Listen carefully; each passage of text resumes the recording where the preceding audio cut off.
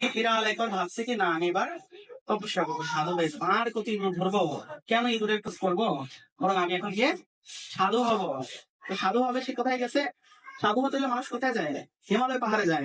পাহাড়ে গেছে, হিমালয় পর্বতে গিয়ে সে তপস্যা করছে, এক পায়ের উপর দাঁড়িয়ে দু হাত উঁচু করে তপস্যা করছে। তো তাকে মন পবিত্র করছে, তো তপস্যা করতেছে।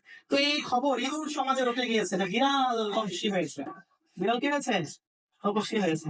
তো সব ইঁদুররা একদিন পর পর তাকে দেখতে যায়। আগে একজন দুজন যেত, এখন দল বেঁধে যাচ্ছে সবাই, যে বিড়ালকে গিয়ে দেখছে যে কি সে কিরকম তপস্যা করছে।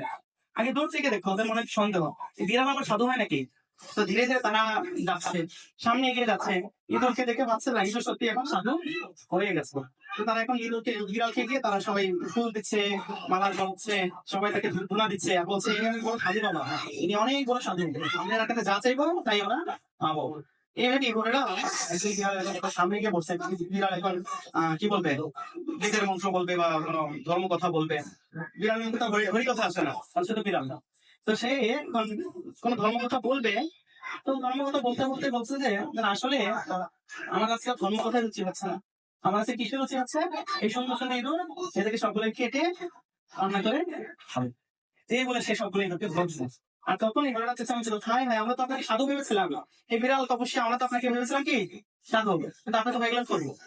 তো সে বলতেছে, বিড়াল বলতেছে, আসলে আমি সাধু হওয়ার চেষ্টা করেছিলাম, কিন্তু তোমরা নিজেরাই আমার মুখের সামনে চলে এসেছো, এখন আমি কি আর থাকতে পারি?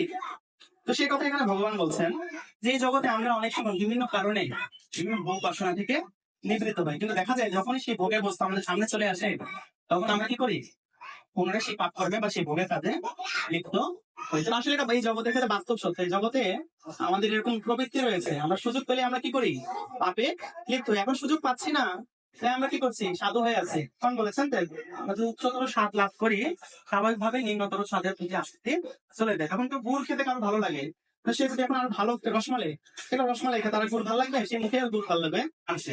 এটা হচ্ছে স্বাভাবিক সৃষ্টি। যখন কেউ উচ্চতর স্বাদ লাভ করে, তখন সে স্বাভাবিকভাবে তার নিম্নতর স্বাদের প্রতি আসক্তি চলে যায়। তো হরিনাম হচ্ছে সর্বোচ্চতম শাস্ত্র, ভগবান অভিন্ন।